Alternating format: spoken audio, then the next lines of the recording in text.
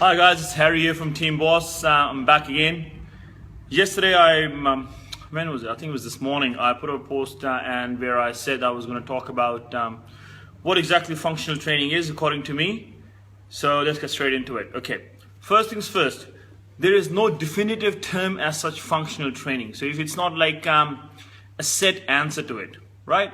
So functional training is not like, say, it's 1 foot long. It's not clearly objective. Okay, functional is a very subjective term. It's a very relative term. Okay, it's not like a medical term, or it's not like a fixed. It's a variable, right? Now that we have that clear that it's not a fixed term, it's all subjective. It's all relative. Now, what is functional? Functional is anything that's going to enhance a person's quality of life. Secondly, anything that's going to contribute towards a person's goals. That is functional. Okay, anything that's going to enhance their quality of life. Anything that's going to help the person to get towards the goals. Okay, so two concepts are clear. One, it's not objective, it's all relative and it's subjective. Two, it's all about what's going to enhance the person's quality of life. And number two in that is if it's going to help them to get to their goals. Okay, now let's look at what's functional for one person, why not be functional for another person, right? A client comes to you and says to you, doctors told me I need to lose 30 kilos, otherwise I'm going to end up getting type 2 diabetes and I'm going to die 10 years before I should be dying, right? Now that person's goal is to lose body fat, right? So what's functional for him? We know putting muscle on, eating clean, for him is going to help you, that's going to help him to drop body fat, right? So for you ask a functional trainer, if leg press is functional or bench press is functional, lat pull down is functional, they'll tell you no, it's not functional because you're not actually using that movement pattern in your day-to-day life. Right, okay. Now, does the client really care how he actually loses those 30 kilos? No, he doesn't. Right. For him, functional is whatever gets him to that goal. So for him, if he comes to me and says, Harry, I need to lose 30 kilos, do you think I really care?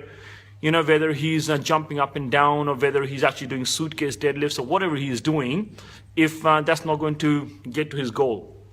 So for me, I'll be sticking him on the leg press. I'll get him into doing lat pull downs, whatever he's capable of, whatever's going to help him put as much muscle as he can. That to him is functional, right?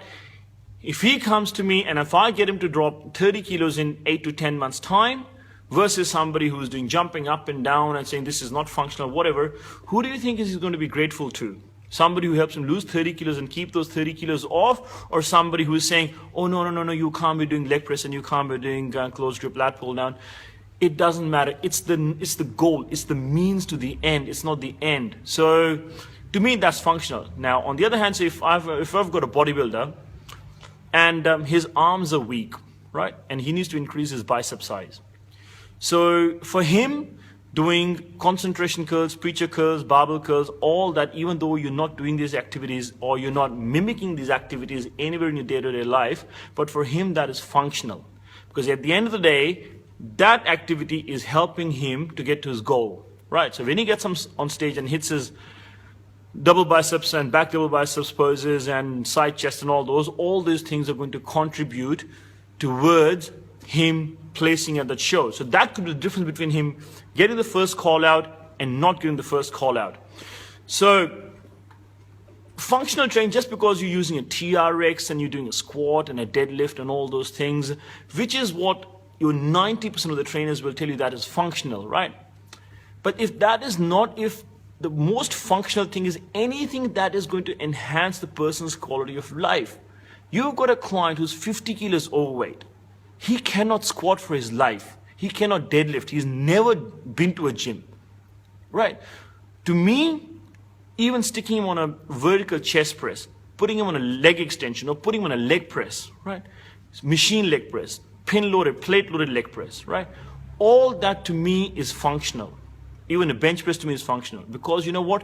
Every single activity is going to help him put that little bit of extra muscle. Now, I'm not saying that I'm going to keep him there. The ultimate goal is, the holy grail of training is you want every client who walks through your doors to be able to squat, deadlift, power clean, snatch, everything, you know? That's the holy grail. But the reality is most people are not, it's all about regression and progression.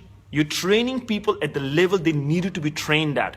What your perception is of optimal training and right training and functional training is might not be suitable and relevant to the person who's walked through the doors. A person who can't even barely sit on a seat and he sits on a chair and it takes him 30 seconds to get up, how do you expect him to get into the bar and squat? Let's just get him to do whatever he can. So people get all tied up and they start bagging, oh, this is not functional, how this is going to carry over in your day-to-day life. You know what?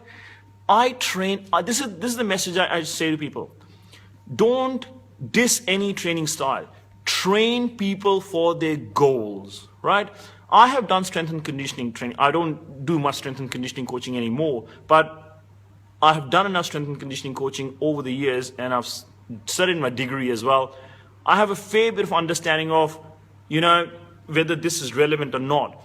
So if a person comes and says, look, I don't care what I have to do, I need to run this distance in this time. Do you think I'm going to waste his time on bicep curls and preacher curls? No, not really. That is not his goal. He wants to run a marathon. So we're going to focus on his muscular endurance, cardiovascular endurance, on his running technique, all those imbalances, structural imbalances. On the other hand, I've got a client who says, Harry, I need to lose 30 kilos before my marriage in 6 months' time.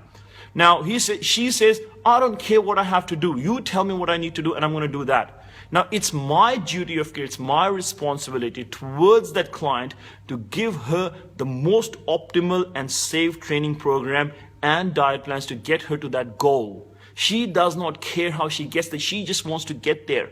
So do you think she cares whether you're doing TR